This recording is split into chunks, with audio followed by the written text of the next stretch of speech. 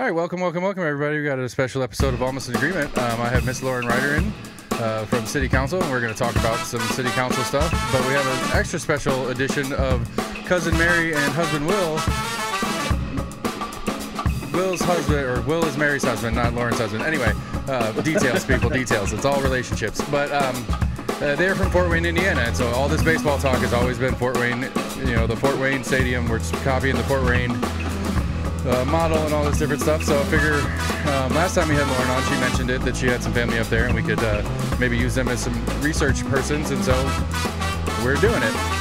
And in a more special, exciting news, we have our first official sponsor on the show. It is 865 Autos LLC. That is 865 Autos. Their phone number is 865-269-5127 there in Clinton, Tennessee. 865autos.com. They have a special for our listeners on a 2016 GMC Denali Duramax Diesel 4x4 power running board, sunroof, 7-inch lift kit, 37-inch mud tires, 82,000 miles, listed at $58,995. Tell them that I sent you, and you get $1,000 off. Go look for Cole. Tell them that Seth from Almost in Agreement sent you. Thank you to 865 Autos. So, paying the bills out of the way. Let's get on to business. Let's talk baseball. I just bought a new-to-me used car. I missed. They're too late. I've been trying to sell them on running an ad for me forever. If only a few weeks ago they could have caught me as a shopper. Did you get a Volkswagen? No, I got the same that I had. But I could see you in that truck. In that truck? Yeah, that truck is very you. I have a Volkswagen van that I'm driving to Ohio this weekend. So, there's that too. You know what's close to Ohio? Indiana? I know. But I'm going to be on the other side of the state. I'm going to be in Athens, Tennessee. Okay. Athens, Ohio. Ohio is not small, so. Ohio's not that small? Is that what you said? No, I'm saying like it would be a trip all the way across to come to Fort Wayne. Yeah. I drove from Indianapolis to, where did we go? Columbus to Indianapolis. It's a trek. And I thought that was going to be a quick one, and it was not. It's not. Ohio's a big one. No, not even. I was confusing what Mary said. I was up until 1:30 in the morning working on taxes. So, I'm drinking my coffee here. Taxes are taxes. Yeah. Mary said she's got some wine out. I've got a beer. Okay. I have a bottle of wine, the last Merlot here that I got for free from somebody if you would like a glass. Is it like product sponsorship or something? No, they didn't pay me. I got that from my day job for Christmas.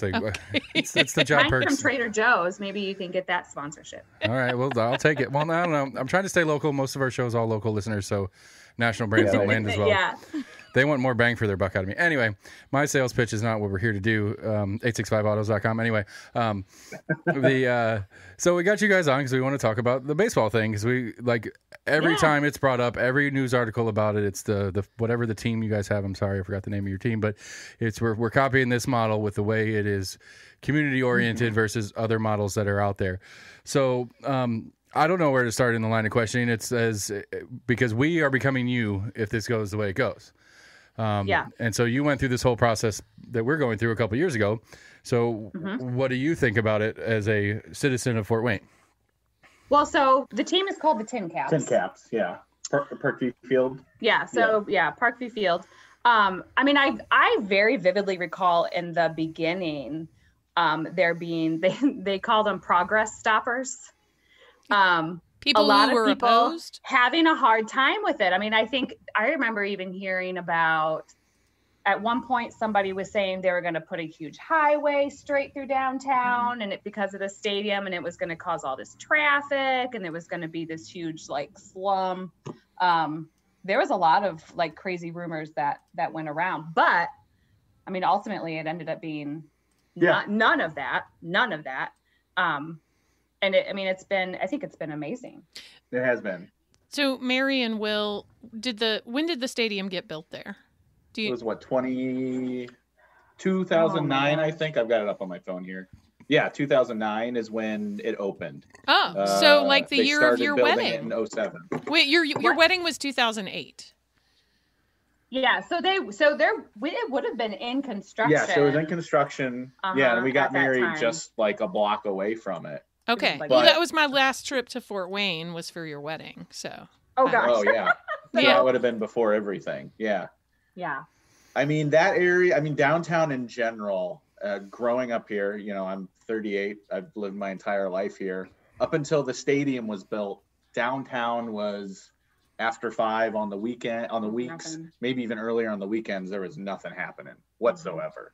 And after the stadium got built, I mean, this last, decade, 11 years now, downtown's exploded. I mean, not just the area where the stadium has built, but there has been huge downtown improvements happening in other parts of the downtown area that I know wouldn't have happened unless that stadium was built. Yeah, first.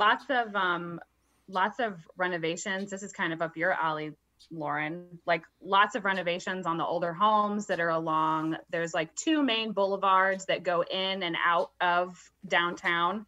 And there have been tons of renovations of those like bigger, older homes, which is those are the awesome. the oldest houses in Fort Wayne. Yeah. Yeah.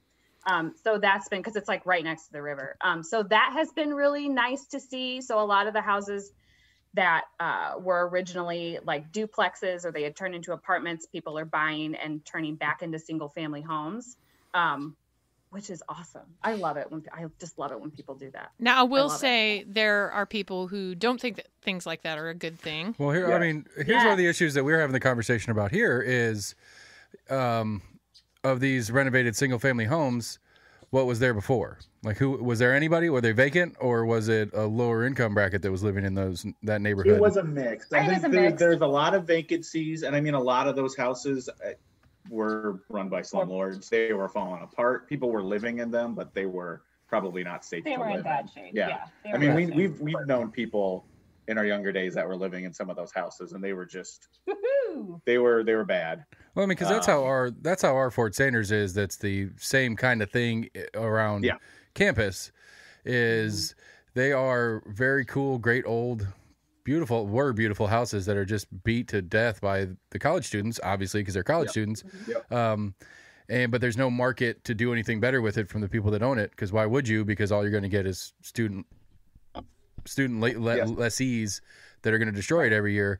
But again, for us, one of the questions and one of the topics that's been conversationalized for us is here locally, at least, is that it's in the eastern part of Knoxville, eastern side of Knoxville, which is the lower income side of town. Generally speaking, is this going to price people out and force people to move? And that's one of our concerns. That's the only reason I'm asking what was there prior to, because even if it's a terrible house, it's better than no house or having to move all the way out of town and then have to figure out how to commute and stuff like that. So I don't know. These are the questions that I don't know the correct answers to, but these are the issues that we're discussing around the stadium project here locally. Yeah. I mean, and I think that's even still an issue. I think. I mean, the housing prices in downtown have gone up. I would say significantly since the baseball stadium has been there. But I think rent. Yeah, and even rent has gone up too. But that's happening everywhere right now. Also too. true. But for me, like, that's the point. Like, that's the entire point of doing this project, is to raise those values so we can raise the tax bracket or the tax base from those neighborhoods. Yeah. And so that's one of the things that this might not land for Mary and Will there, but I know Lauren will get it, is that's one of the things that's the most disingenuous about the argument for me, is that, we have 2 of our larger fixed income housing developments right around where this is going. And it's like, well, this is going to be great. This is going to increase tax revenues and stuff like that. Apparently the study showed that like 70-something% of Smokies games in Sevier County were Knox County residents anyway. So it's our money staying here, at least better than going to Sevier County, which is a little bit of a plus. Yeah. But if the majority of the property, as it kind of grows out of the immediacy of where the stadium's going, is on a fixed income basically anyway, and it's going to be taxed. It's going to have some sort of tax incentive to keep the property value down so that the residents can stay there. We're not going to raise a ton on property values through the process of this, which to me is fine, except that's not what it's being sold as. And that's where I kind of go back and forth on that particular one. I'm sorry, this camera is right square in front of my face. That's okay. I don't know if you noticed a minute ago. I didn't know there was a cat over there. Yeah. It surprised me. What? I've got animals everywhere, and kids. So that's how my life is. But anyway, I don't know. That's just there wasn't necessarily a question that was just one of those things that I'm struggling with as I'm paying attention to. Is they're telling us, this is going to do great for our taxes, but it's like, well, what percentage of the land that would Fort Wayne's case, for example, have gone up in value. Rents go up, all that different stuff up. The property tax goes up, which is, the second, but the biggest. I don't know exactly how it breaks down in the budget goes, but it's a huge part of the city budget is property tax. Mm-hmm. But how much property around it is actually eligible to be taxed at a new rate? Well, there are neighborhoods and there are commercial businesses, right, that will go up. And for the people, this is not going to satisfy people who are concerned about housing access, but I had to go through an old study and look at some old stuff related to Austin homes the other day for a group I'm on, a committee, and there were only 100 some units in Austin homes, and the new renovations that are going on, there'll be over 400 units. So one of the responses to the concerns about housing is that those are KCDC units, so those are secured and permanently forever affordable houses, right, versus the ones that we do as low-income tax subsidies with private developers that have a 20-year cap on them. So, those have been multiplied by 4. You have 4 times as many units there. I don't know if it was in plans with baseball. I don't think necessarily, because I think those plans were nailed down long before this. I think conversations about that were happening back in 2006, long before anybody was talking about baseball there. So. Okay, and so all the subsidized housing, there's a process as far as eligibility for a tenant. Yes. Okay. Yes. So it couldn't be like me, and I just want to take my family down there because I want to live next to the baseball stadium, but I have a job and I have X, Y, Z going on for me. You'd have to qualify. Okay. Yeah. I mean, like again, I as we said last time on the show, and as I say 1,000 times in almost every show, I'm an idiot. I don't know what I'm doing. I'm just asking questions. I don't pretend like I have the answers already because I don't. I mean, there's too much going on to try to keep up with the whole thing. So anyway, back to Fort Wayne. So again, one of the things they're promising us off of your model is a lot of other stuff other than baseball. Yeah. Right. Yep. Yeah. What do they got going on? Like, what's on the schedule tonight, right now? Why are you Why are you not there and hanging out with us? Because we've got kids. But I mean, I can tell you, like I was saying earlier about downtown closing at like 5:00 before the stadium was built. I mean, to go to a nice restaurant 10 years ago, 11 years ago, we had to drive 30 minutes outside of town for like a nice. But I mean, I think he means other stuff that's on the schedule at the field besides just baseball. Yeah. Yeah. Like, what do you got? So the reason this conversation started is we had a workshop at council, talked about the baseball stadium. Yeah. And I messaged Mary and said, hey, do you guys ever go to this baseball stadium that we keep talking about here? Because, I know people that live there. Yeah. And then Mary said, yeah, we go there. So when have you gone there? What have you done? There's a ton of stuff. Sophia has had Girl Scout events there, stuff during the day where it's like scavengers hunt. I mean, it really is set up to be like a mixed use space. But they've held to letting the public on there when there's nothing going on as far as open. Yes, like just in because the middle there are like playgrounds and stuff in there too, and they will leave the main gates open so people can come in and do that. There's like public access. Yeah, there's stuff. Public access. Farmers markets. There's a farmers market that's there year round. Mm-hmm. Is it indoors or outdoors? Because outdoors in Fort Wayne in the winter. Yeah, no. So kind of like, the field is obviously in the center, and kind of off to the side is a larger, like almost conference space. Yeah. And so the farmers market will be in that conference area. And then once the weather gets nicer, they will move it outside. See, I don't know. That doesn't sound like what's in the plan as I've seen the drawings of to have anything around it. Is that what you mean? Yeah. I mean, like I know there's the $140 million complex that he wants to build around it. But as far as the stadium drawings that I've seen themselves, it's just concourses. I mean, you could do a farmer stand down the hallway in a concourse, I suppose. Right. But their description of like a conference center, I don't see that anywhere in the. I haven't seen drawings that are fine enough, that are detailed enough for me to look at that, and I haven't paid attention to whatever's been released to the media. Right. There hasn't. I had a brief meeting last I had the June. website pulled up, but I can't find it again. Okay. And I will say the city is supposed to have a website with information starting next week because I've asked for that multiple times.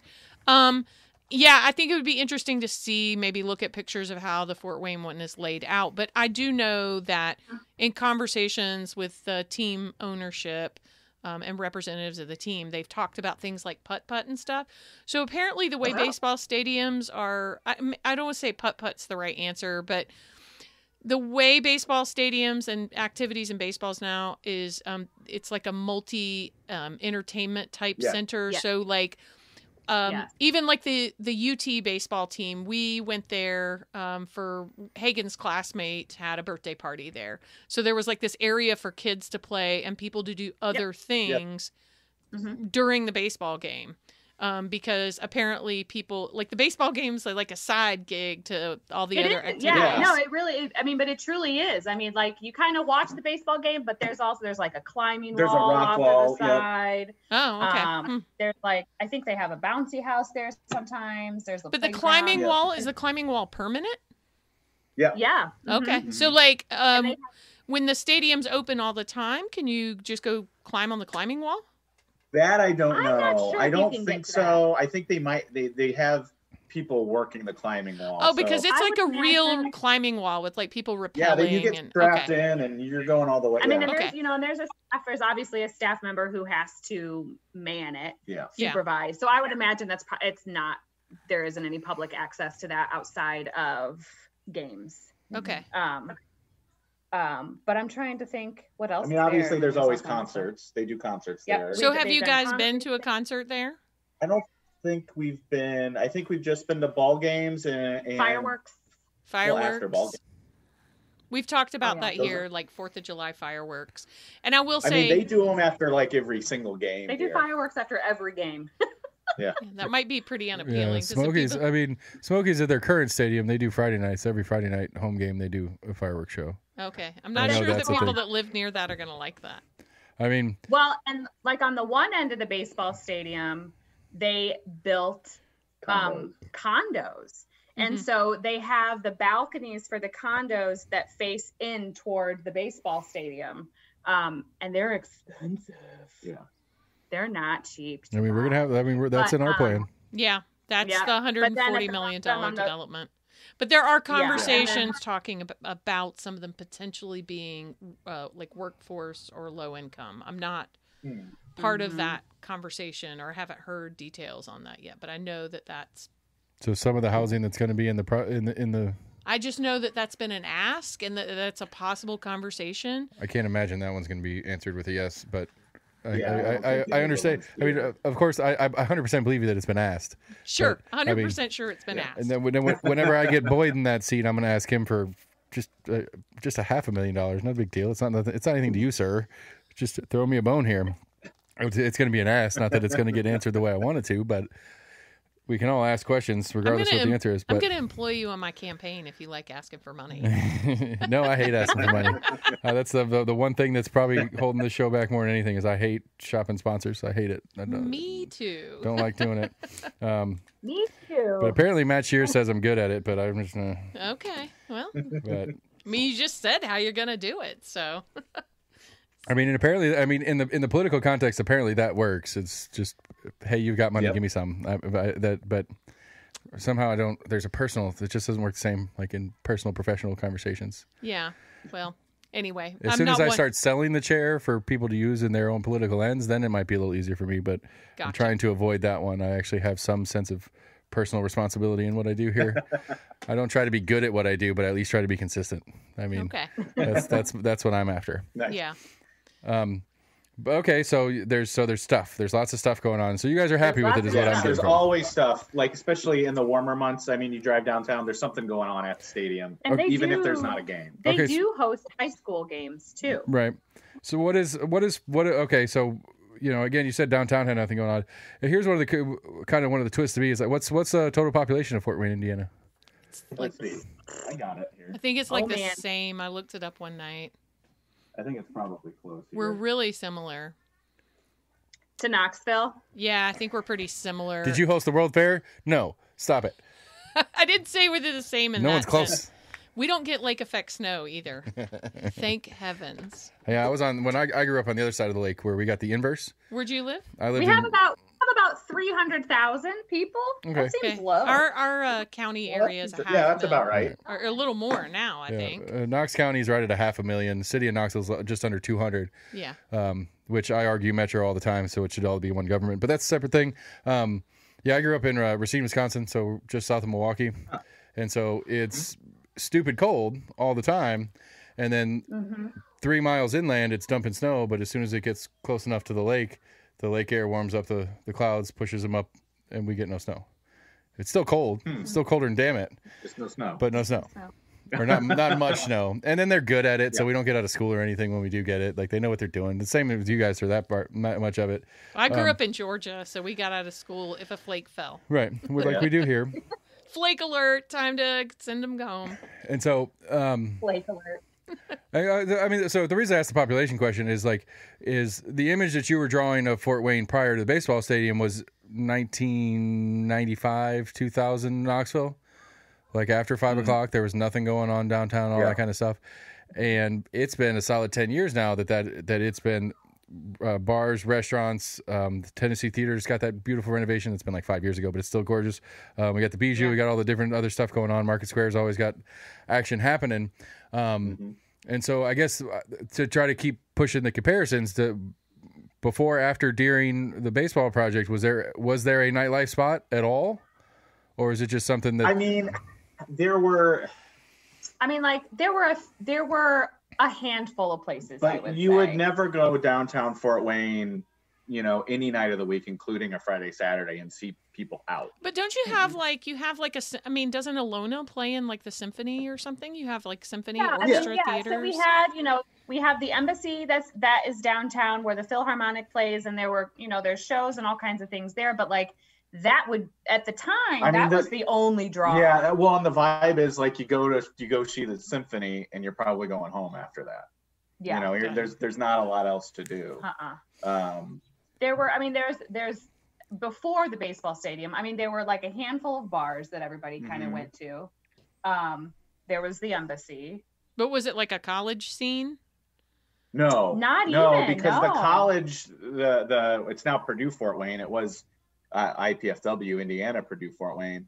That's a little further out from downtown. Okay. And there was the Pierre's Bars complex close to that had like 6 bars in one. Oh yeah, that had like a comedy club in it and all kinds of stuff. But that was not urban at all. That was far away from downtown and mostly catered to the college kids. So there was nobody young downtown at all. I gotcha. It was really just you went there to work, eat, and places were open for lunch.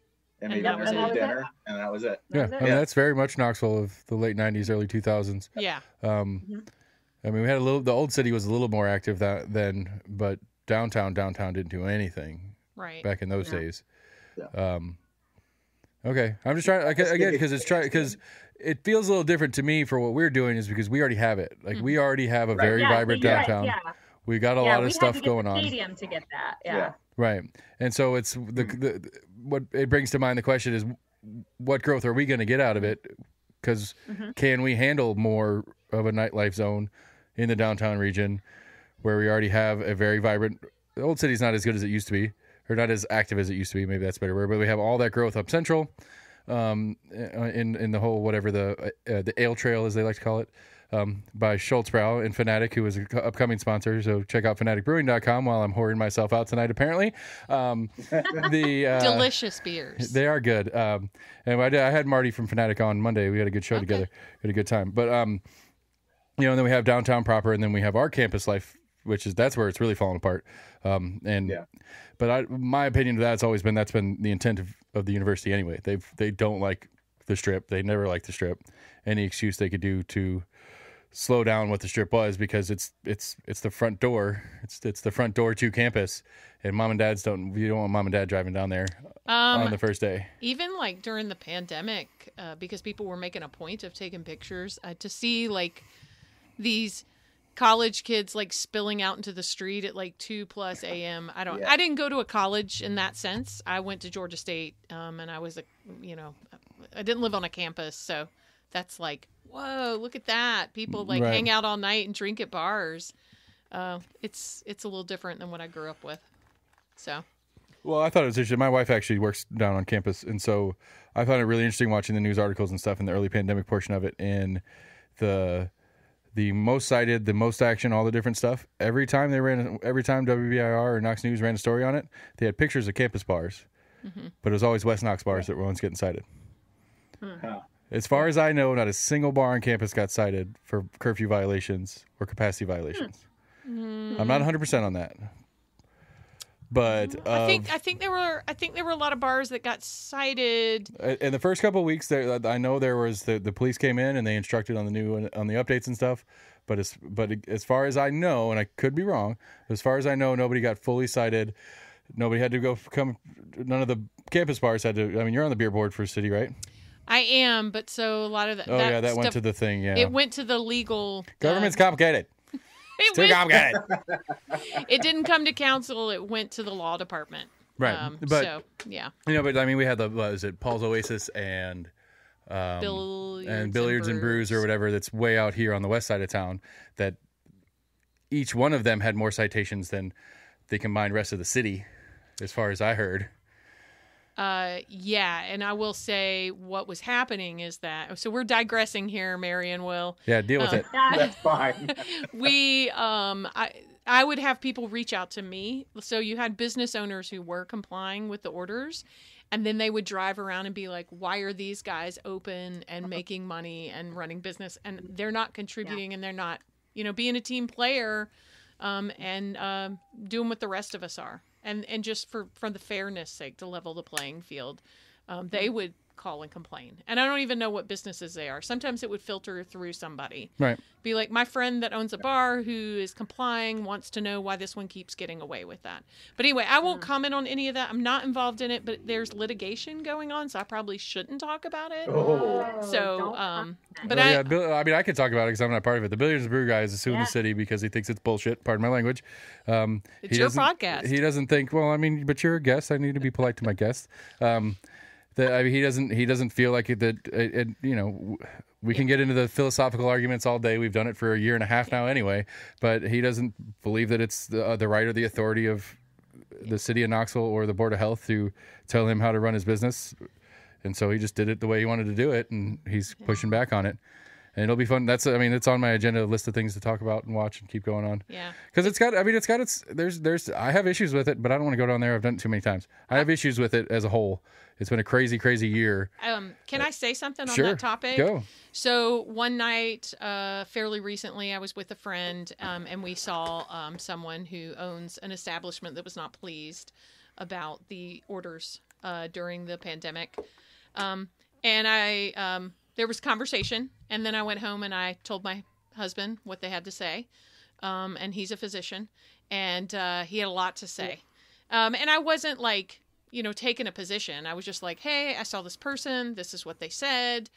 And, they're displeased. They don't agree with because they own restaurants in other municipalities, counties and stuff. And they just didn't believe it was necessary. So were they dropping anecdotal data about their other restaurant that's not having problems versus the one here that's getting shut down that's also not having problems? They had problems. All their staff got COVID. I mean, but I guess nobody died. So I guess that to them that's fine. But from the medical side of things, the response was from my husband. I'm not throwing him under the bus. I'm being blatant. I mean, he's very I have a lot of friends, obviously, in the medical field, and they get pretty charged up about it. And their his specific response was, and he would come on here and talk to you about it. I can bring some docs in here if you want to talk to them. We do it. And they'll tell you. Oh, yeah, but I'll watch that. You'll watch that. Anyway, come down here for that road trip. Buy that GMC Denali, and then I'll make sure I have that show for you. Yeah. So anyway, his response was, "You can always make more money. You can never get your grandma back or your cousin or your, relative or whatever." Yep. These people who are saying this have not been there watching somebody die and struggle and take their last breath. Yeah. So when you talk to physicians who literally are watching someone die, and I will tell you, one day we were doing something with the family, I think on a Sunday. Honestly, I have a boat. We were out at the boat, and I needed to do something to winterize it. Just a little flex, just a small flex, everybody, nothing major. No. I bought it at auction. I know. Anyway, I bought it at auction. I grew up boating, so it's what we do. So anyway, we were at the boat, and I needed to do something. So it's like you're untying the lines, and you're like freeing the boat. And my husband was kind of absorbed because he had to order a study for somebody, and the patient died before the study could get conducted. And he was very visibly upset about that. And I'm like, hey, man, I'm really sorry. Let's grieve about it. Was a COVID death. I'm like, we'll grieve about this in a minute, but the boat is like moving and we need to address that at the moment. And then we'll get back to that. Because you don't want me crying about our lost boat if you don't help me out right now. I don't want to run into other people's boats, and I don't want to replace the dock and whatever. It just was, So it was important for you to take the personal responsibility to protect others from your errant boat. Right. To make sure that issue was dealt with right and now. Then we'll go back and we'll grieve for the patient. And what I will say about that is, I've been with Steven. I met him when he was a second-year med student. I remember when he graduated from med school and started residency in Indianapolis, which is where we were at the time. And I remember when he came home the day his first patient died. Right. And so, people who see people die and sign death certificates have a really different viewpoint on things. And obviously people who lost relatives in the pandemic see things pretty differently. So I'm really sorry this has been a financial hardship. It's been a hard year for everybody across the entire planet. It wasn't planned for. I mean, we've had an austerity budget at the city. We're potentially going to have another one this coming year. That'll get released next Tuesday, and we'll see how that goes with the city budget. That's gonna be a good time. I'm excited about it this year. Are you? Okay, great. I usually don't understand it, but after a year of doing shows and talking to people, I can find people and hey, explain to me what this line means. I don't understand. Yeah, I mean, we'll dig deep. You want to talk about it? We'll dig deep. I'm getting real dumb because I've got Virginia Babb coming in that's going to do the school board budget with me. Okay. And then I'm going to tune in for that. I'll have to find a city and a county. Have you listened to the Ron McPherson episodes? No. I've done 2 with Ron. The second one I had Jennifer Owen from school board with him is me, Ron, and her. And the most insulting thing all of Knox County people can hear is that I, according to Ron McPherson, am one of the more educated people on how the school board budget works. That you should feel terrible about yourselves as Knox County residents. That I am smarter than you on this topic because I promise I don't know anything. So do you get all into like the BEP? I'm trying to figure it out. I mean, okay. I've got 2 kids in the system, and the crazy year that is. I mean, my whole thing with taxes and tax use and stuff and that in general is that I'm fine. Okay. I generally argue as a libertarian. That's kind of where I lean if I'm going to have to pick a philosophy or whatever. But if you're going to take my money, I want to see it used well. Okay. And I think that's a fair. Like I've got my general stance in going into all these budgets is I am open to the premise that they're good. I'm open to the idea that it's a possibility that they're good. I'm leaning towards they're probably not. I don't have any evidence to that yet, but my assumption is they're probably not. There's probably mountains of waste and there's mountains of things that don't have need or function or aren't, in my opinion, the responsibility of a government to do that have expenditures involved with them. That's my assumption on it, but I'm going in with the premise of they could be. It could be good. And I can even flex a little bit on myself and say, maybe I don't agree with that as a government thing, but I can see where that has positive value for the community. I'm open to the idea. So you had someone come and talk about the school budget, or not you're yet. having I've got Virginia Babb lined up. As soon as I get the draft copy, we're going to go over. And together. I'm going to tell you that I am no expert on the school board budget or the school's budget. I will tell you that I am on the strategic planning committee with Knoxville Education Foundation, so we talk about school budget numbers, and spending for Knox County schools is we're actually the lowest in the state, least per pupil, and we constantly talk about we're one of the lowest third grade reading levels. So what is the job that we need to get done, and why do we have so many kids failing? And so there's a lot of questions to be asked there. And on the school board one for me is the only answer I ever get is more money. And it's like, okay, maybe. And again, I'm open to the idea. Yeah. I'm not saying no, but if that's the only argument, then we need to have we're not having a real conversation, because I can't remember. It started with Jennifer Owen on the Speak group. Are you on Facebook? Speak, SPEAK. Oh, yeah, I know what Speak is. I couldn't tell you what it stands for. It's student, parent, educators around Knoxville or something like that. Yeah. And there was a thread. I don't even remember what the thread was on. And I started going back with some different people about some different stuff. And everybody's like, we need more money. We need more money. I said, how much? Right. Well, that's complicated. No, how much? If the answer is more money, then you need to give a number. If you can't give a number to follow up your how much, then it's always more, and it's always more, and it's never enough. Well, the answer needs to be, and again, I'm not studied on this because I have so many of my own topics and my own wheelhouse to deal with, on top of my day job and my kids and my dogs and all the other things that I'm not an expert on the school budget.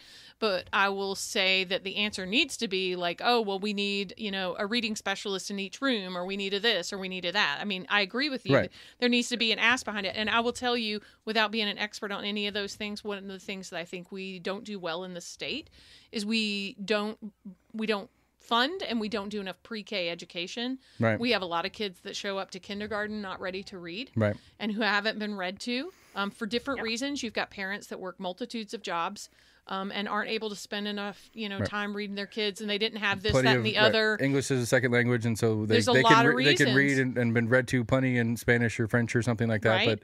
But as far as an English classroom, they don't have that foundation that Right. the number of other kids do. Yeah. And so I will say, I have a friend. So I'm a librarian as my day job.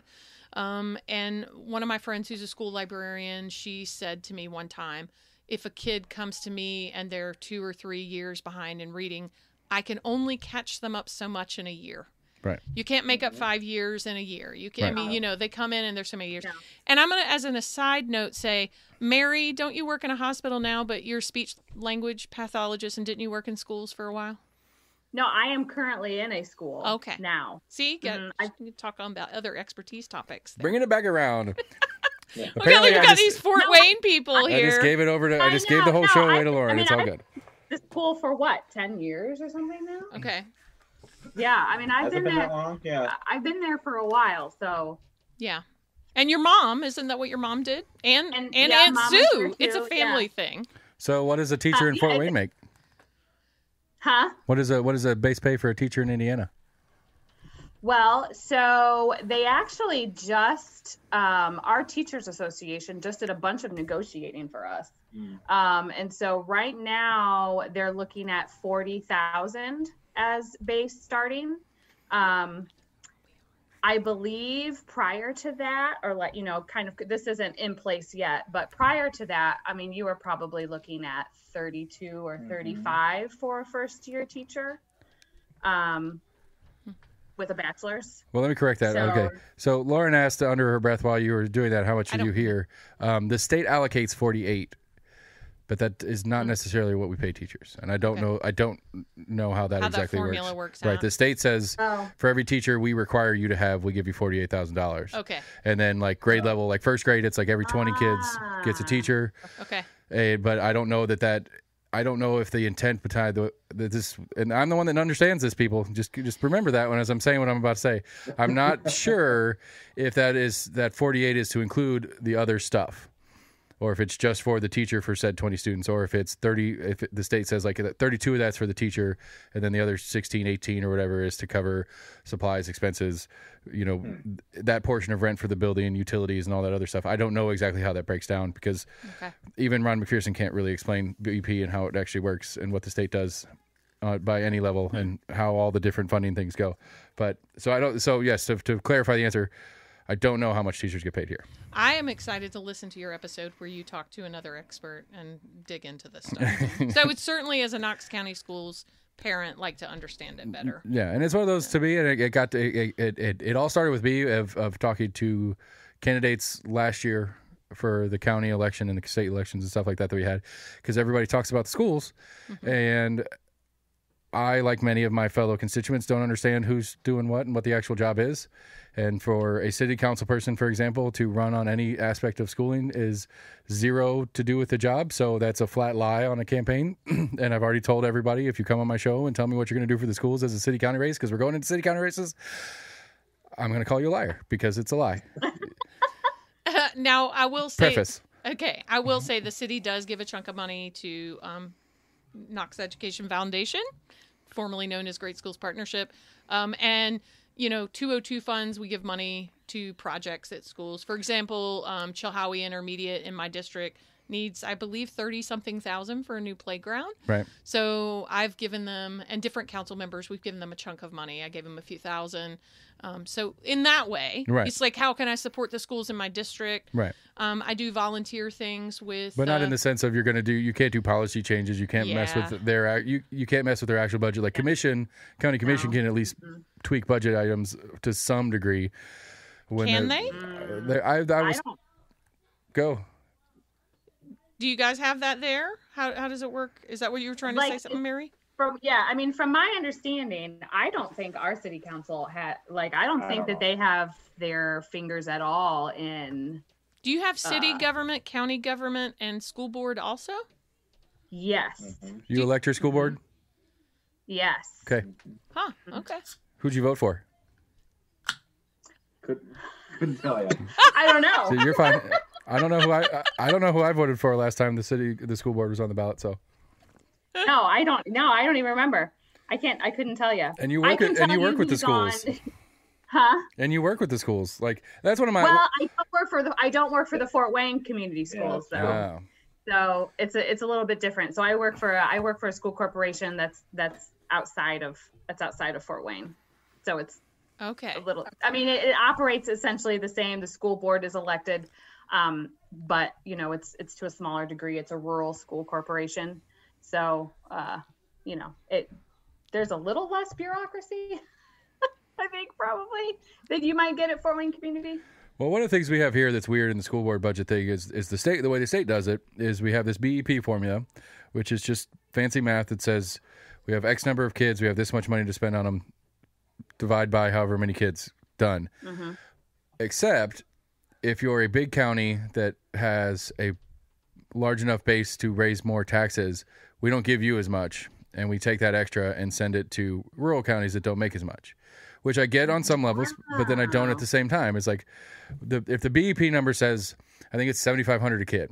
If whatever the legislator decides that makes that $7,500 a reality, I still don't understand that part either. But if that's the number they decide on, why would a Roane County kid cost more than a Knox County kid? Because you have, I'm just taking a stab at this without being an expert in school funding, but you have a smaller population of students to spread expenses over. Like, for example, if you have a high school with 1,000 kids versus a high school with 500 kids, you've got... I get that, but at the same time, you're talking about Roane County property values versus Knox County property values for 1,000, because I use Roane County because they've got 3 high schools, I think. I know that off the top of my head. But how we got 12 in Knox County? High schools? 8? No, it's 8. Oh, okay. 7 or 8, something like that. We have a bunch. I haven't run for school board. Other counties around here have much less. And I'm not going to pretend to run on schools as a city council member. Because you shouldn't, and I told you so. I know. but I will help you fix your potholes. No, you won't. Not mine. Oh, all right. I won't. Mine are county. He lives in the county. I do. Are any of your neighbors right here in the city? The fence across my backyard is city, and then the entire main road out there is city, both sides. So you could annex. No, I can't. You can. I won't. Okay, but you can. Right. Okay, I just touch and base. Because I can. Because. All right, so my turn to soft flex. I own 3 businesses. I have a day job, and I do a podcast. But of those 3 businesses, 2 of them have dumpsters that are part of my rent. And I have a pickup truck that's old and beat up. I'm not paying for trash pickup. I don't like rural metro, but I don't want fire coverage anyway. My insurance agent tells me I'm better off letting the house burn to the ground. So what does the city provide other than those 2 things to make up for the almost twice property tax? Brush pickup, police coverage, which is controversial at times, but anyway. True, but okay. I get the sheriff's office, and since I'm in county, I can burn my brush and have a good time. Next to your city neighbor. Yeah, and get called on and then have a fight with Rural Metro.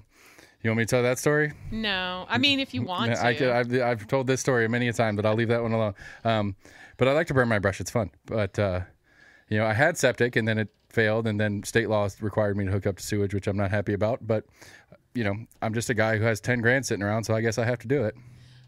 Okay. So, Hey, Mary, how you doing?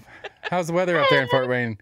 I'm not trying to grill you on it. I'm just telling you the story. I bought a house in the county on purpose, and I wanted it that way. So I grew up on 11 acres in the middle of nowhere, 2.5 miles down a dirt road, and my dad still lives there. It's not dirt. The road's not dirt anymore, but right, but he has to take his own trash. You told me about this. Yeah, but my dad's like, I like where I live, and he doesn't want anybody to be able to see where he's at. He's not doing anything crazy, but he just is kind of a hoarder. But he's in Georgia though, right? Born growing up. What's that, Mary? I said we didn't have trash. We had to load up our trash into the back of the car and take it to the plant. Yeah, is that what your dad did? He took it to the plant. Yeah, that's funny. Which is in essence what Seth is talking about. He takes it to work, right? Isn't that what you say? Yeah. My dad would take it to work. Yeah. Yeah. I pay for that dumpster. I might as well use it. Yeah, Mary grew up out in the boonies too, so Yep. Mm-hmm. But a little more. Not quite as wooded as where I grew up. And nobody ever wanted to come to my house because I lived down a dirt road. I'd have to trick people into taking me home from school. And it would happen once. And they'd be like, go down the other hallway, avoid that girl, make her find another way home. Didn't I run a bus for you? Yeah, we had a bus. But, when you're in high school, you want to be cool. You don't want to be going the bus. So, yeah. It ebbs and flows. It has. There was a stretch when I was in high school where it was cool. Really? And then it wasn't again. Okay. Well, we went back and forth. Right now, I think buses are cool, like city buses and stuff like that. So, it ebbs and flows, right? You mature and you see things differently. I suppose. Mm-hmm. I don't know. I mean, Knox, we could get in a whole mass transit conversation. That's a separate one. It is. I have views and values on. Okay. But I don't know. I feel mildly guilty to Mary for just poking at her every once in a while and then leaving her alone for 15 minutes at a time. I mean, it's whatever. Tell us something interesting. All right, go away. That's kind of been the premise. But I was going to say we could wrap up with them on baseball, whatever you want. We could get back to that. I mean, I don't know. Like if we go back to where we started, it was, it seems like it's been in your personal experience, it's been a very positive overall positive for your community. The team's still playing. Yeah. So the team's still playing though, right? Like because that's been a big argument here because minor league baseball shrank a couple years ago. No, this year I thought. Was it this year? Yeah, during the pandemic. Okay, so minor league baseball has shrank the number of teams that they're allowing to have. The Smokies are continuing from the current shrinkage, but is there concern? We're concerned that there may be future shrinkage, in that Boyd Sports is signing a 10-year deal this year to keep the Smokies franchise, which the Major League Baseball will have to honor to the end of that, which only gets us to 2030. But we're looking at a 30-year bond on this stadium project. So what happens if he loses the team for the second and third 10-year segments? And he won't even be in until he's 3 of that 10-year cycle. And so that's a concern of ours, but I don't know how we do. I don't know how we value that concern as a realism. I think it's part of the conversation. I don't think it's necessarily. I think you figure out what your guarantees are and how you cover yourself in the event of a pandemic. And like for example, I don't know what's been. Has your team and your conversation about your stadium been in the media during the pandemic? Because I'm assuming your games, your season were canceled just like everybody else. Yeah, like I don't know that the team was necessarily in the media, but there continued to be, well, I don't even know that they were really doing anything in the stadium during the pandemic. Have they been? No, I think they have. They have? Yeah. We just haven't been paying attention because we don't leave the house. We've been sort of checked out of things going on. I understand that.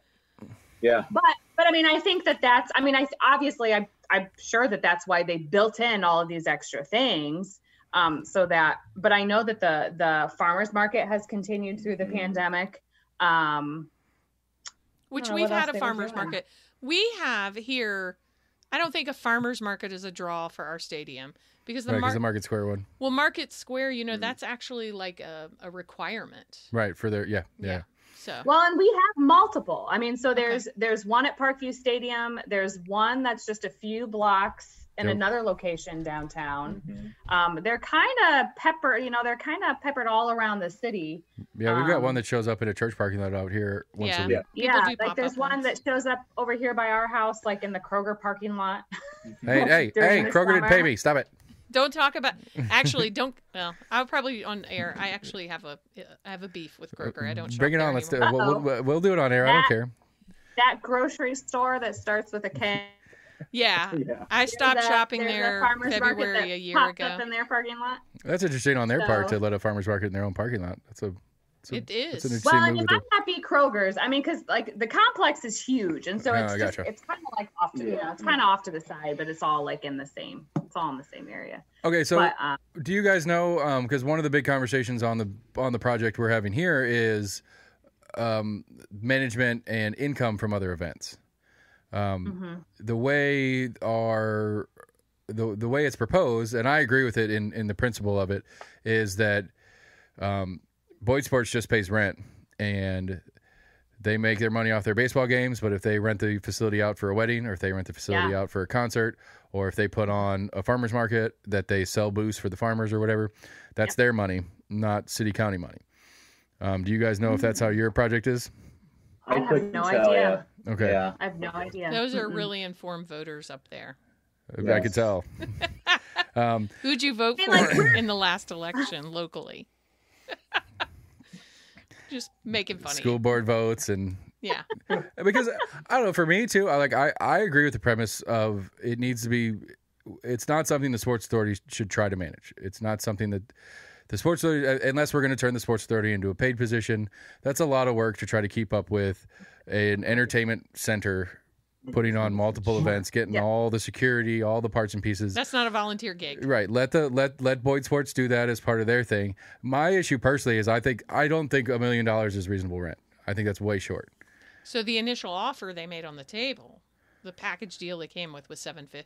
Yeah, I don't think if I'm correct, right? Yeah, I mean, I had Mark and Chris and Stephanie Welch on, and at that point is when the working number was about $1 million. Okay. And I use the word about strongly right there because it wasn't a fixed number, but it was like, as we look around at other stadiums and stuff like that, fair rent or whatever, and whatever that means, fair rent. But other stadiums, of similar size and similar demographics and stuff like that, pay about $1 million in rent. And it's like, that's fine. Sure. Great. But I ran the math out, and I want to say it came out to like $1.50 a ticket because Boyd Sports or the representative at one of the meetings said that they're going to try to put on 200 events a year, 7,000 seat stadium. To do an extra $1 million a year in rent would be like $1.50 a ticket if they sold out every event. Okay. Which obviously, they're not going to sell out every event, or they're not all going to be 7,000 seat events. Some concerts will be 10,000 because they get to seat the field, and some, a farmer's market's not going to be 7,000 people that are paying tickets or whatever, but it's still, as you spread it out over the massive things, it's not a ridiculous amount that they would have to add to a ticket price or to rent for other organizations using the complex for the weekend or whatever to get it up there into $1.5-2 million, which takes all the most of the risk, especially for the city. The county's got it paid for, as far as I understand it, because they get to use hotel motel tax on it. So they already have a plan for how this county is going to pay for it. As far as I know right now, and I could be wrong, you could inform me on this, is that the city doesn't have a specific of where they're going to get the funding. I think things have kind of changed, and we haven't gotten an update based on what the governor's proposing versus a tax district. So I will not comment on that because I don't know. What I will say about the stadium is that I started I'm a fence sitter on this topic. Okay, hold on. Let's for clarification for everybody listening, maybe for Cousin as well. What district number? Oh, 4th district. Myself? Yes, and where is the 4th district? Oh, we didn't even talk about this. This is the most schizophrenic episode. That's how I do. No, not at all. I listened to you talk to one of my colleagues a while ago on the way here, and it was very thing. I feel was it the Gwen episode earlier this week? Yeah, I was listening. Well, that one had a very specific. Okay. Great episode, by the way. Well, but there was the event was the entirety of that episode. Sure. So other than getting hey, here's the deets on who you are out of the way, because that's the first time I've talked to her too. Okay. And so I've already had people that are regular listeners and should be and subscribing and all that things, and they'll already know. Okay. Who you are, I feel like you and I are like feeding off some ADHD here. I'm on. It's been a long week. Okay. It's been it's been a long week. Okay. So for anybody since we didn't talk about who I was at the top of the hour, Lauren Ryder, City Council, 4th District, which is North Knoxville up through Fountain City over to where the former East Mall was. The new Amazon complex. Yeah, you don't have to advertise for them. 700 jobs coming to the district, and Holston Hills wraps around to Holston Hills. So I kind of wrap around the 6th district there. Okay, so you're northeast. Yes. Of downtown. Yes. Okay. Yep. Washington Pike, Buffett Mill, Alice Bell. So right, you're adjacent to where the stadium is going, but you're not. Yeah, I mean it'll be walking distance, right? But it's not in my district. Obviously, it's in the 6th. So as I was saying, I started out as a fence sitter, certainly non-committal. It's a big conversation, and there's a lot of pieces that aren't determined. So I can't sit here and tell you I'm a no vote, I'm a yes vote. Some of the things that have changed for me is reading and listening to things that are coming out of people who are in that community and have lived there their whole lives, like Theodis Robinson and Bob Booker. I think I mentioned that to you the first time I talked to you. And I'm kind of like, I need to be quiet and I need to listen to what these people are saying and hear what they're saying about their community and what kind of development they want to see in their community and whether they're embracing this and welcoming it and asking it. Another thing some people have said to me, a lot of people are like, this is East Knoxville. Then there are people who are like, I don't understand why people keep saying it's in East Knoxville. It's downtown. It's downtown. It's the edge of downtown. I mean, it's on the other side of John But Sevier, it is on the east side, and right. It does progressively build this building block of development that way. But, the Urban League, I've had meetings with Phyllis Nickel, the Beck Center. They're all involved. It's my understanding is they're all involved. They're all at the table. They're having conversations and working with the sports group on this. And, when we have conversations about what happened with urban renewal and how so much of that community was demolished for highways and different things, it's like it's their time to be at the table. And there's a lot of us who don't live in that part of town that need to let them speak and let them have a seat at the table and let their voice be heard. And it's really interesting. I keep hearing people that are supposedly speaking for that community who are unaware that those people are speaking. Right. And so I will, when someone emails me that, I will send them like, hey, did you see where Bob Booker said this? Did you see where Theodis Robinson said this? And this is what the Urban League is doing. Do not presume to speak for a community that you didn't even meet with them and say, hey, what did you want for your community? So I'm really interested right now in watching to see what that community is saying. I'm not sure that it's my place to sit up there, closer to 275 and tell this community what they need and what's in their best interest. My job is to figure out, are we getting a fair deal for the taxpayer? And the other thing is people are like, the taxpayer's paying for it. The way this originally got laid out, I disagree. It was literally, if you want to go to the stadium and buy beer and popcorn and tickets, those taxes go to pay for it. And they still will, even with the new thing. And they still will. Right. But if you don't want your money to go to that, then don't go down there and buy beer and popcorn and tickets, and you won't put anything into it. And then the team, there's a lot of people that keep leaving out of the equation that the team's paying rent.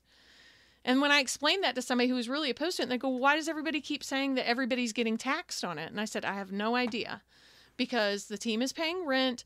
The people that come and use the facility will pay taxes that will go to it. And then it was a TIF on that particular $140 million, part. Right, which that one is, I mean, we're all, the expenditures that those TIFs are not going to be contributing to, we are all going to be making up for in some sort of cut somewhere else or new tax or something that's going to have to make up the difference. But those are monies that aren't there right now. Right. So, and I agreed. I think that's been one of the very mysterious clouds that kind of been over this whole thing. And that, I mean, I think financing and how the financing was going to work is always and only been the real conversation. Because for the grander community, not the specific community, I think for the grander community, most people like the idea of having it. There's a lot of people in favor of it. And again, and acquiescing to your statement of I am not in that local community to say, yeah, you're nay, and I agree with you on that. And I agree that their voices are important in this one. But in the grander version of it, I think for most people, they're like, yeah, that'd be great. It'd be something cool to have. Like,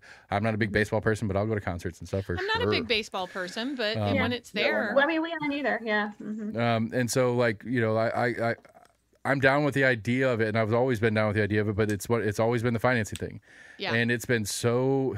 It's fluid at this point, so we don't know. And I think that's one of the most concerning things about it is it feels fast.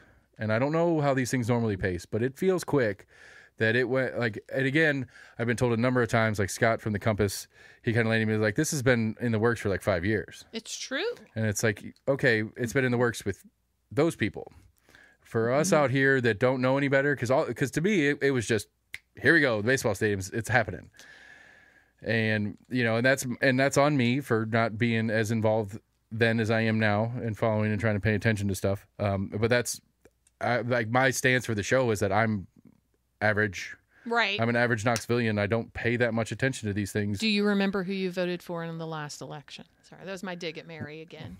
I mean, I can answer. Yes, we did a whole episode on who we voted for in the elections and stuff like that. You know what most people's answer is? I don't remember, the red one or the blue one. No. People are like, after you win an election, everyone voted for you. Oh, for the winner. Because people come and go, I voted for you. I voted for you. I voted So you for. just answer who I voted won. for Joe Jorgensen in the presidential election. I gladly voted for a loser in this one. I mean, they were all losers, but there's the jokes. And we all lost for it. See, I can keep this one going for a while. Goodness. He's rolling now. Yeah, I'm 2.5 beers in. It's getting crazy. And they're even light beers. That's the sad part.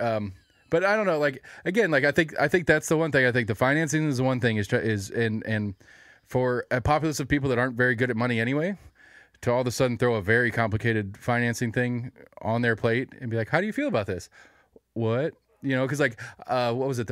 Who was I was talking to? I think it was the first time I had. I don't remember who I had. I think it was one of the commissioners, and he kept saying "service a debt." Mm-hmm. I know what it means now, but a year ago, service the debt. A year ago, service the debt. You've got debt that you service, right? I have a mortgage, and I pay my mortgage. I don't service my mortgage. I pay my mortgage. I feel like this conversation's getting a little weird. I'm just saying, like, it's just. It's a term that works, and I get it, but at the same time, the lay person doesn't use that term for the same function. Right. So, it's like, true. for me and you and normal people, it's I pay my mortgage or I pay my rent. Yeah. I don't service my house debt. Yeah. It's just a weird, it's a weird phrase for a regular person. People that are in it get it. And this is one of my complaints with media in general is because they assume that everybody understands these kind of things. Right. And so they put these phrasings out. And so I don't remember who I was talking to. I was like, hold on a second.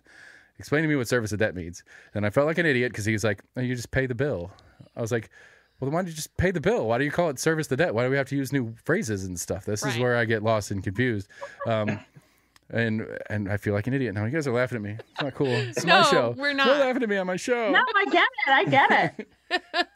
But anyway. I can't remember when I learned what service the debt means. I don't know. Right. I learned it today. See? You learned it today. See? How many days old were you when you figured this out? Or however that joke goes. I was today years old. Today years old. Yes, that one. Yeah. Today's year. Sorry, I'm butchering the. we poke back with you not doing the meme right. That's all. I know. They're my kids. That's what they would be like, Mom. They're all about memes. I don't get it. Like my son is awful. Like everything's a meme. Yes. And it's like it's not a meme, dude. You just watch the video. I don't know what they're talking about. I don't understand. Like there's a line between a meme and a video, and my son doesn't know what it is. They're all the same. Yeah. But he's also 10, and he's going to live on the internet, so I guess he's going to be right. Yep. Yeah, pretty much. Anyway. Yeah. So anyway, now that we've got real spastic, I don't know. Where do we want to close out? What do you want to finish off with? I don't know. Well, I just want to say it's been fun chatting with Mary and Will, and I definitely want to go see what's going on in Fort Wayne because we have been there. And I guess. I mean, can you expense it to the city? Make the city pay for the trip. No. Yeah. It's research. I don't roll like that. Actually, I think that was a point of conversation. People were complaining that people from the city had gone up there to look at the stadium. But I mean, I'm big into research. I'm a research librarian, so I think research is important. But yeah, no, I would float my own dime up there. You know, we're barely paid to be on city council, more or less. What do you guys get paid? You have a place to stay. You can stay here for free. See, I can go stay in their house for free. No, you write her an invoice. I'll pay for it because I'm a resident. Okay. Actually, I won't because I'm a county resident. He's a county resident. He's not chipping in at all. I can say You have that. a bunk bed you can That's sleep false. in. I spend most of my money. Most of my sales tax is collected in the city. That's exactly true. Most of the county's revenue is collected within the city limits too. But then most of the city gives it back to the county for the school portion of it, and it's wonderful. This is why Metro is a good idea, kids.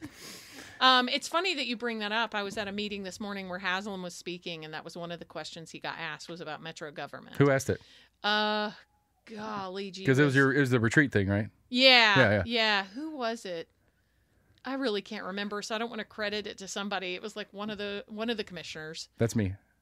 It was you? It wasn't me, but it was me. I guarantee you I started that one. Oh, you started because you're always like, what about Metro government?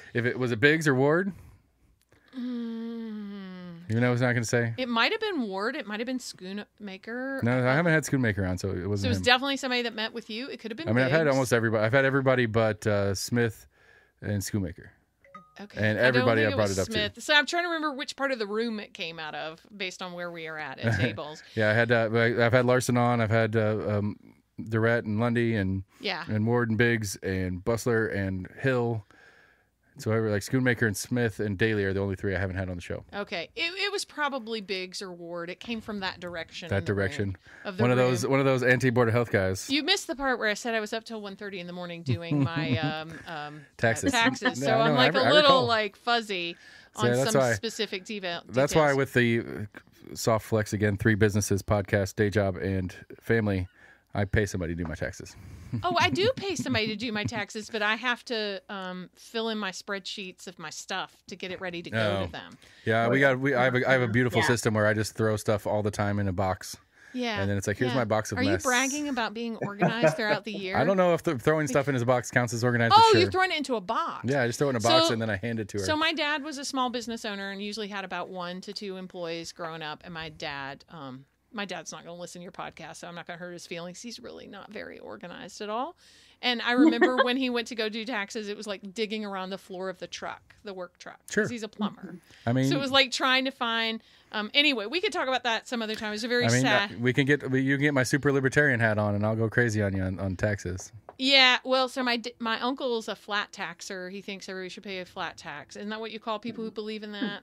I mean, I guess not like a flat earther. If we want to turn a flat earther, if we want to turn if we're gonna turn that noun of flat tax into a verb or an adjective, I guess in this case, would that be an adjective? Teacher, help me. Yeah, you're talking about Mary or me, but anyway, I'm faculty at Pellissippi, so I'm an educator too, I guess. But anyway, and then my dad I don't know that he really ever pays his taxes, and so my uncle's always You don't need to worry about your dad listening to the podcast. You need to worry about the IRS on this podcast. Oh, they're pretty familiar with him. My uncle was always like, they're going to arrest your dad as a conscientious objector, and it's literally he's just too disorganized to do it. So, but anyway, I find the premise of you owe us money. Well, how much do I owe you? I don't know. You figure it out. It's kind of weird. Yeah. And then if you do it wrong, well, you owe us more than that. Well, why didn't you just tell me that in the first place? Mm-hmm. Like, think of is there anything else on the planet that functions like that? Hey, you owe me money. Your question would be, how much do I owe you? You figure it out. And then if you're wrong, I'll throw you in jail. But do they really put people in jail? It depends how wrong you are. Okay, all right. Or you spend the rest of your life paying it off. Either one. Yeah. I probably shouldn't get into all my family issues or whatever. I mean, I've got a family that I used to work for, terribly disorganized. They had screwed up on some income tax back in the 90s. Yeah. And I quit working for them in 2010, and they were still paying off like $600 a month. I do know people that have had long-term payment plans. So anyway, it's it is. I don't know. I'm going to agree with you. It's an imperfect system. What a very nice way to say it. Okay. Beautifully nice way to say it. Diplomatic, political. It's a pain. I will say every year my husband's like it's literally like a fighting point. He's like, we have to do our taxes. We have to get our tax stuff ready. And I will say the big issue for me is we have a couple of rental properties, not problems. Also true. Both statements are true. That's good. And I'm really disorganized about keeping track in a spreadsheet of like paying the guy. I pay the guy who mows the lawn, but like last night I was sitting there like, sometimes I did through bill pay and sometimes I wrote a check, and then it turned out a couple of times I paid him through Venmo. So I was having to find them all. Yeah, I was having to find them all and get them in my spreadsheet, and that's my fault. Right. But it's literally it's kind of like this side gig job. Did you have any? Is that a soft flex? Completely off. Sure, it is. I mean, it's another thing that you do that makes you money because you go. No, that's anyway. That's another story. My husband's like, we're not making any money off of these, but that's a whole nother story. Not yet. I mean, you sell those houses right now, you'll probably do okay. Yeah, I would do. The property value is pretty ridiculous, but with all the pandemic stuff going on with the landlord-renter relationship, did you have to deal with any of those subjects? No. All of my renters, and I reached out to them at the very beginning to just say, like, keep me informed if anything changes for you or your personal status. I have really great renters. I Probably because you're a librarian and you looked them up and you know everything about them. Yeah, I get it. I think you just called me a stalker. No, Tomato. I mean, I do know how to use the internet really pretty well. But yeah, I don't know, run credit checks, whatever. No, I have really good renters and I charge very fair rates and they stay for very long times. That's the best way to do it. And I love having long-term renters. Right. And they're great and we have very good relationship. I mean, I share a backyard with one of them, so we need a good relationship. Right. Because my dog's always over jumping on her, which she encourages. So, yeah. Oh. Anyway. I had to lock my dog up because of your dog, apparently. But Apparently. all right, Mary and Will, I really appreciate you guys for coming on the show. If there's any last things that you'd like to get out, this would be your opportunity to do so. I don't think so. No, I don't think so. I mean, like, I know that you guys are in a different place than we were. Like, your city is in a different spot than we were when we got the baseball stadium. Yeah. And that's one of the I points think, of discussion here when they compare us yeah, to I mean, Fort Wayne. and I think that's huge. You know, for us, it's easy to say, you know, it's easy for us to say, oh, the baseball stadium was amazing. I mean, because it really was. Like, the revitalization that we went through because of that was huge. But you guys have already gone through that. I mean, and I think that you're right. I mean, I think that that's a huge point. Yeah. I think that's a huge point. I mean, the baseball stadium cost us what, $35 million? Yeah. Okay. Yeah, we're looking at twice that. Yeah. And yours was built in 09. Yeah. Yeah, you're looking at twice that in an area that's already developed. Within 5 years, downtown was completely different. Yeah. Yeah. I mean, it completely changed the landscape. Right.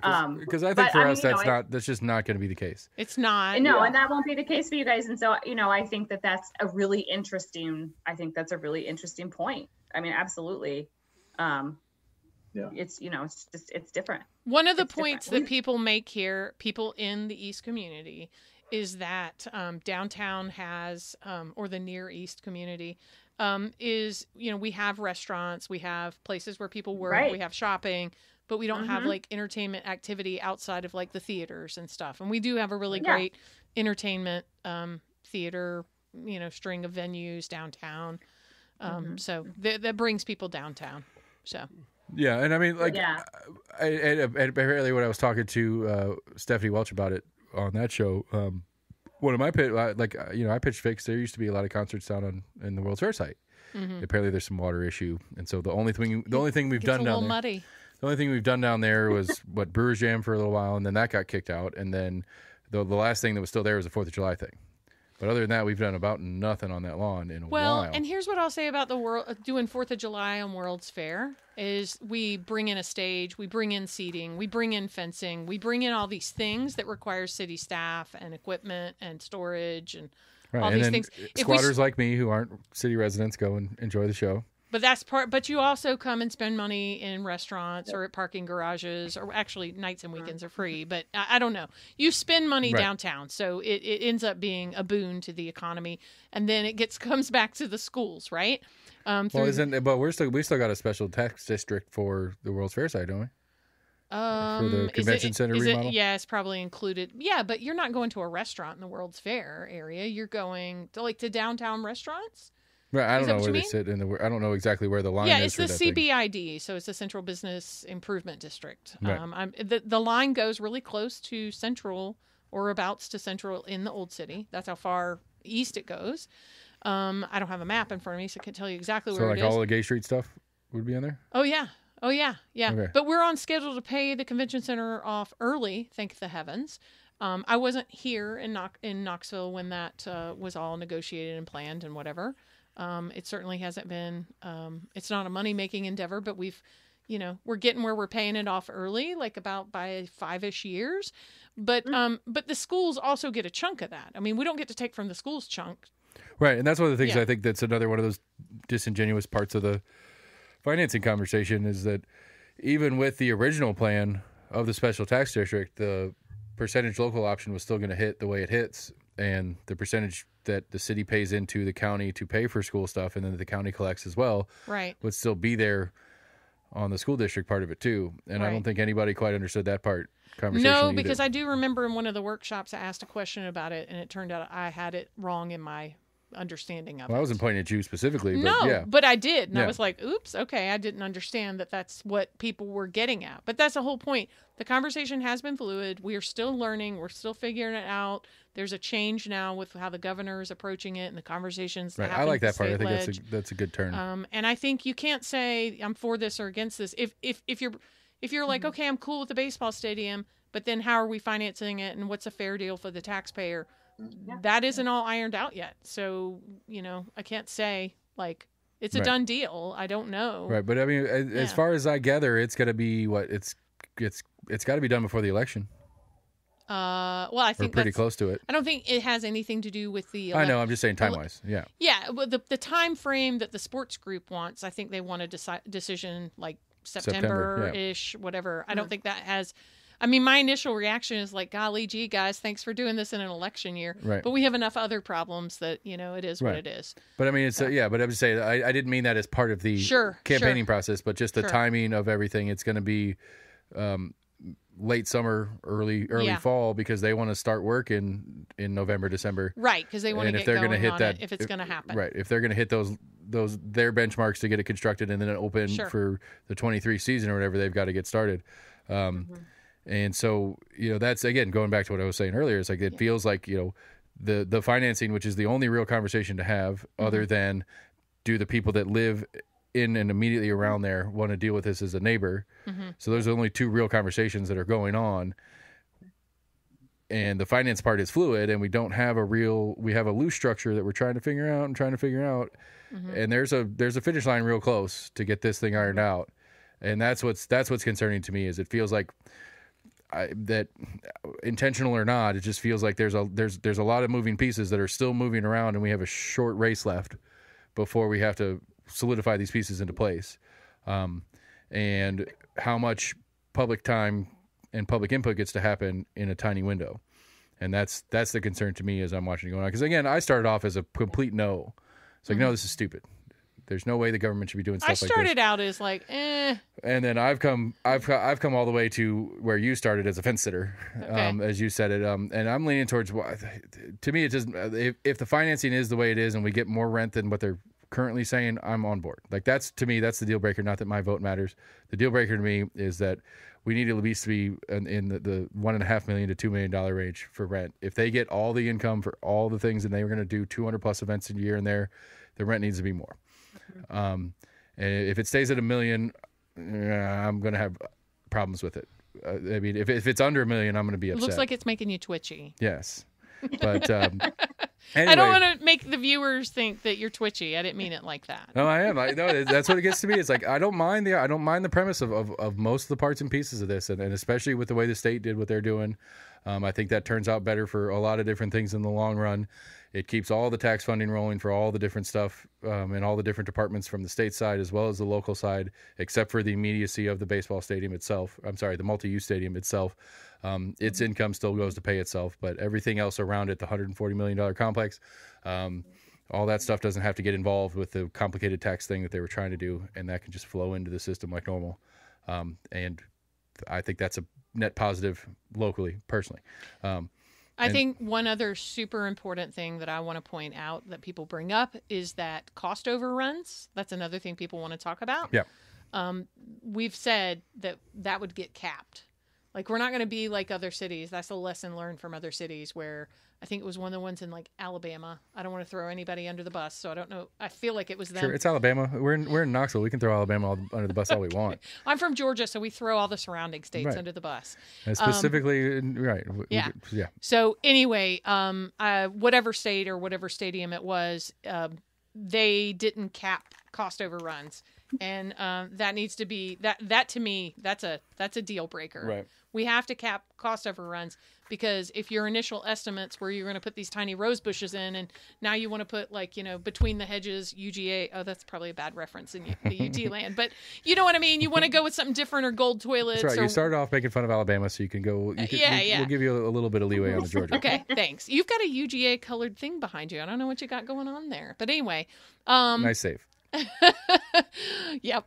Whatever your plan is, you want gold toilets, you want to have, platinum planters or some seats or whatever. That's on you, man. Mm-hmm. That's on the sports group. That's not that's not part of the deal. Right. So that's really important to me, and that's been part of the conversation. We started with a number. And this is a really hard, and this is probably a dangerous conversation to have, given the way things went with the safety center. We just voted this past week on the cost overruns for that project. Right. So. And especially in the housing market and all the raw materials conversation right now. Yeah. I'm curious of how accurate that $65 million still is. Well, it was 50-some million with $10 million of contingency. Right. So, yeah. Anyway. Yeah. So. There's a lot of conversation to be had. You're right. It's a lot of conversation in a short window of time. But this is also how deals happen all the time everywhere. Yeah. I don't know. I think we're going to hammer it out and see if this is a go or not. Yeah. And I think one thing, too, is that for people that are loosely paying attention is that all the things that you're seeing happening doesn't mean it's happening. Like all the little parts and pieces, the governor changing it to put it in the budget instead of it being a tax thing. It's not that it's going to happen because that happened, but it's not going to happen if it didn't. For some people, yeah. Right. So if you're loosely following it, just because you saw the governor put a chunk into the state budget to pay that $13.5 million for this project, it does not mean that this project is happening, because it still comes down to the sports authority, the city council, and the county commission. Which just got formed, and they haven't even. Yeah. So we'll see how that all fleshes out. It's just there's a lot of different boxes to check before that big final box that is, are we doing this or not? Right. But we can't get to the last box until we get these other ones, and so it's because to me it felt like, okay, well, boxes checked, boxes checked, boxes checked. This is just moving right along. There's a path here, and it's right along the path, and it's just going to go. Like it felt inevitable, I guess, for lack of a better word, to me. For a little while there, until it was explained to me a little better as far as how it's not we can say yes to this part, but it doesn't mean it's going to happen in the end. Right. All right. So, anyway, I just think it's important to say we've talked about baseball now twice with me, and I'm not necessarily like a giant baseball fan. So I think it's funny that that's what we end up talking about. Well, it's only because you brought family on. We could have talked about we have much less fun things we could have talked about tonight, given the current 2 weeks that we've had here in town. I'll take a pass. I'll take a pass. So it's been I've already cried twice today, and I'm not afraid to admit it. It's been rough. It's okay. I spent I recorded about 15-20 minutes of me talking to myself after watching the body cam videos, and I'll fill Mary and Will in later if they haven't paid attention. I can't. It's just for me personally, I can't rationalize so many parts and pieces of it. It's unexplainable to me to try to be like, here's what it is for those people. Like I can't. It's unexplainable. So I will say, for anyone who doesn't know, my kids go to Vine Middle School. A lot of the things that have happened here this past year, the kids that have been affected, the families that have been affected, many of them have siblings at Vine. They were at Vine at one point. The Vine, my kids' teachers are like, yeah, I had such and such as a student. Right. Maybe a kid that got arrested or a kid that got was killed. And it's been, we had the pandemic as a terribly heavy, obviously burdensome, disrupt everyone's life. And then this. And then the other thing people say is, why is this happening in Knoxville? What is going on? What's wrong here? Well, this is going on in lots of cities. Right. There's a lot going on. It really feels like the world's on fire. My kids have been virtual for over a year now. Kind of Knox County schools. We had no school at the end of last school year, but my kids have done this full school year virtual. And this week, Wednesday, Thursday, Friday is when they went in to take the TCAP. So I'm like going through the line, dropping them off, seeing the SRO, talking to teachers, seeing all the students. It's been a really emotional week. And I've just kind of laid low and stay out of it. I did watch the full press conference the other day. I'm going to start crying again because that's just who I am. I think that was a smart move on the DA's part, as far as I told you I was going to give you the tapes. I'm giving you the tapes, but I'm not just going to hand them to you blank. I'm not just going to figure it out. I'm going to I really appreciated for the grand conversation of what happened, that it started with everything else we know. This is all the information leading up to and the tapes, because the tapes in and of themselves without the context, I think would have been much worse looking than they are, and they're still not great looking. Don't get me wrong, right or wrong. I don't even know. I still don't know how I feel about watching the videos themselves. But the whole thing leading up to it, with the text message conversations, with the body cam footage of when they were in the going to the girlfriend's house part, and those conversations, and all the other information that was going on around it, to how he got to that 11 seconds or whatever. I think that was a smart move on the DA's part to put all of that in one chunk, to put it out, because again, I think the tapes by themselves would have been a much different story today of people talking about it in the aftermath if it was just the tapes alone without all the other context. Well, and there's a lot of different people talking about it in lots of different ways. Sure.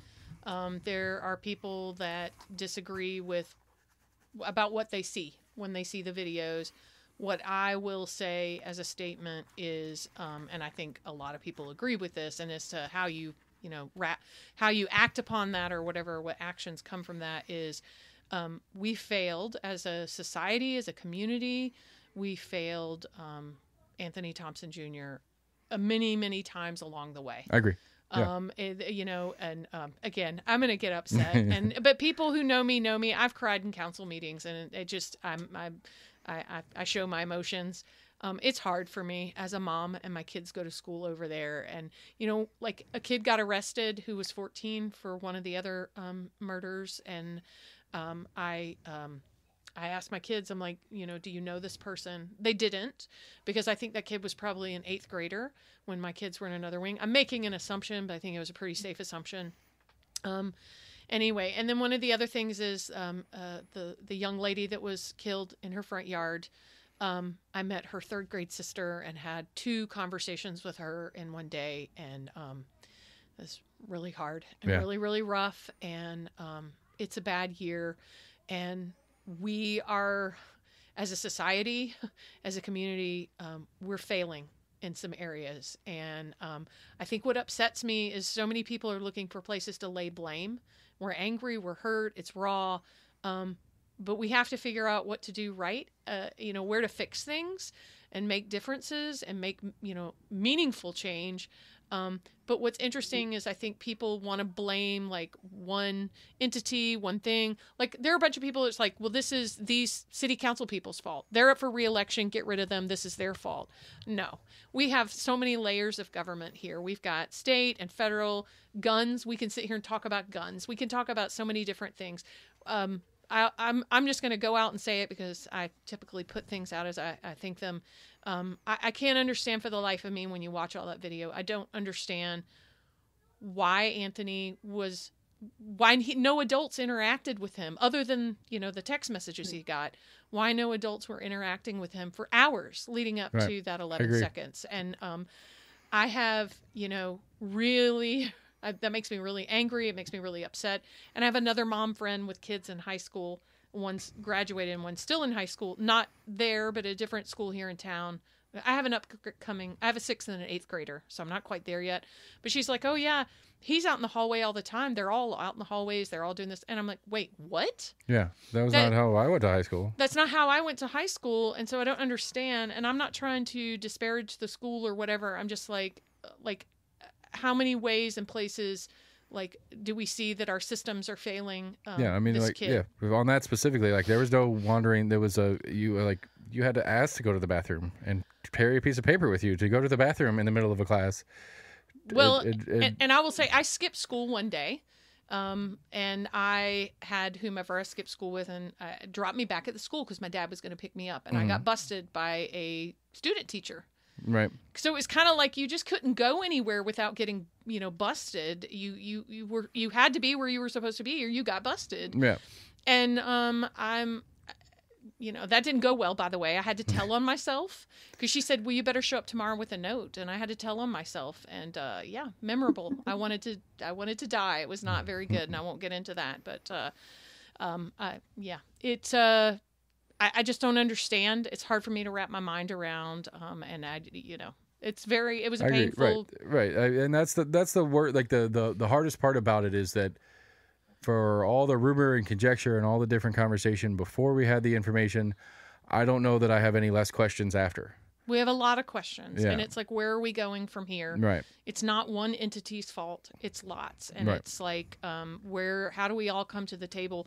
But that's, I know your thing is metro government, and Haslam was saying philosophically he thinks it's a good idea, but practically it won't happen. That's the short of what he said this morning. Anytime soon. But when people are saying, well, you need to fix this, like if somebody runs and says, I'm going to fix this in the school system, you can't do that from council. But then we put these police officers in the schools. We have these intertwined relationships between the city, the county, the school board. Like the county determines what the budget is for the schools, but they can't tell them how to spend it. Right. So we just have all these crazy, relationships where you don't have the power because somebody else has the power, and then you have the governor, and then you have the state ledge, and then you have the federal government. Right. And until we're all coming together and we're all like, willing to say like, okay, I don't agree with how you want to change it, and you don't agree, but we're going to come somewhere in the middle and we're going to make a meaningful change. We're not making a change. Right. It's not going to change, and it's not going to get better until we figure out how we're going to do that. And, yeah, and I will say, I mentioned, there's a committee that I'm on, and that's one of the conversations. Like we keep saying we're going to address third grade reading levels, but we always say that, and we haven't made meaningful change. Like, what is it we're doing this time different to make that, right, and happen? The city website's a little better than the county one. The new county update made it clear, but the county has a committee on committees.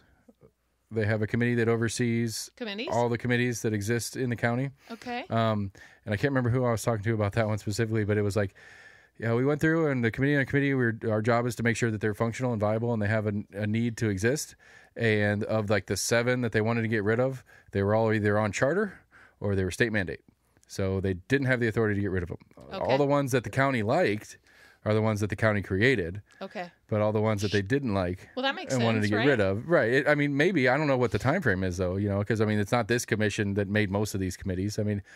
As far as I understand, the current county commission's only made one new committee, and that's the weird health thing.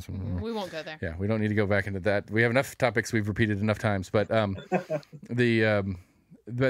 whole premise of there's so many moving parts, there's so many moving pieces, there's so many people who have a direct say in so many issues, and for you and people like you who are involved in it that have a hard time getting through the web of mess, let alone me as just a constituent resident trying to live my life, do my day job, work my 3 businesses that I own, and do all those other things and have a meaningful engagement with my government, when I can spend whole days on the phone trying to find the right person to ask a simple question to.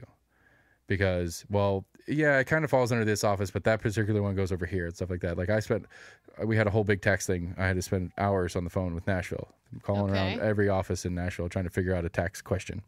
Well, why didn't you call your representative and have them help you figure it out? It's not an income. It's not a normal tax thing. It's I own a vape company, e-vape lounge, and the state of Tennessee does not consider us a tobacco company. Okay. Where other states consider vape products tobacco products. I will say state schools do, and you cannot use those on our campus. Okay. I just know I had a run-in with a student in my library. I agree. That's fine. You shouldn't. We never sold the kids anyway. It was 8 a.m. I hadn't had enough coffee. I'm like, no, you were right to boot, but that's an aside. But I don't know. That's a the mean librarian. Get out of here! No vaping in the library. Anywho, it was a whole big process because whatever the second COVID bill that Trump did right after election, or after he lost the election, with the 6,000-page omnibus crazy bill, deep down in there was a vape shipping thing. Okay. And to be able to ship vape products, really what it did was kill the online industry, which I'm not particularly mad at because I have a brick and mortar. But some states are for a vendor to ship stuff to it, certain states are requiring your state tobacco permit. And so a bunch of vendors are calling me asking for our tobacco permit. It's like, we're in the state of Tennessee that didn't require that. But I had to go through a whole, literally 6 hours. Because of the federal government. Right, but 6 hours of calling around Nashville, Department of Revenue in Nashville, the Secretary or the Agriculture in Nashville, all these different departments in Nashville trying to figure out who would oversee this particular sub issue, and finally found the one guy in the one office, left him a voicemail, and then he calls me back the next day. He's like, yeah, you don't need it. It's like, okay, cool. How do I answer that to a vendor that's calling me saying I do? He's like, just give him my number. It's like, okay, cool. I mean, if you put in the time, you can get government to work for you. You just got to put in the time, and it's pretty crazy. But anyhow, I've tried to quit the show like 3 times. I'm having too much fun. I'll stop talking. You're having beer. I'm drinking coffee. I joke all the time. I could do this for hours and hours and hours and hours and hours. Like that's. I am a talker. I had somebody email me the other day, said they were going to call me for 5 minutes, and I should have emailed them back like, no one's ever done that. You better set aside 30. That's exactly what happened. It was a great conversation, though. But I mean, yeah, I'm trying really hard to get myself fired from my day job so I can do this full time. Because this is the most fun thing ever. What was your paid ad again? You need to 865autos.com. Okay. Check them out. They have that giant 2000 the Denali. That giant Denali monster truck. You should go buy. Yeah. I'll show you the picture right now. Anyway, we're gonna do an outro, and I'm gonna show the picture while we're doing the outro. Okay. Woo! Lauren Ryder and family, everybody. And that GMC Denali, that giant truck, you should go buy it at 865 Autos. We're almost in agreement at gmail.com, Facebook, Twitter, YouTube. Look us up, help us out, tell your friends about us. We're going to keep working through all the different topics. I really appreciate Lauren and family for coming on. It's really neat to get an insight from what is our model. That's what they keep referencing, that Fort Wayne thing as the model that we want to be and we want to look like. And so that was a pretty solid endorsement from our friends in Fort Wayne just now. But we're almost in agreement at gmail.com, Facebook, Twitter, YouTube. Our website is live at almostinagreement.com. We're coming back with a big show tomorrow with the 3 ridiculous friends of mine for one of those shows. I've got a bunch of stuff lined up coming in the next few weeks as well. Like, share, friend, all those kind of fun things. And I'm going to escort Lauren out, and we're going to have a great day, and we appreciate y'all for coming. Have a good night.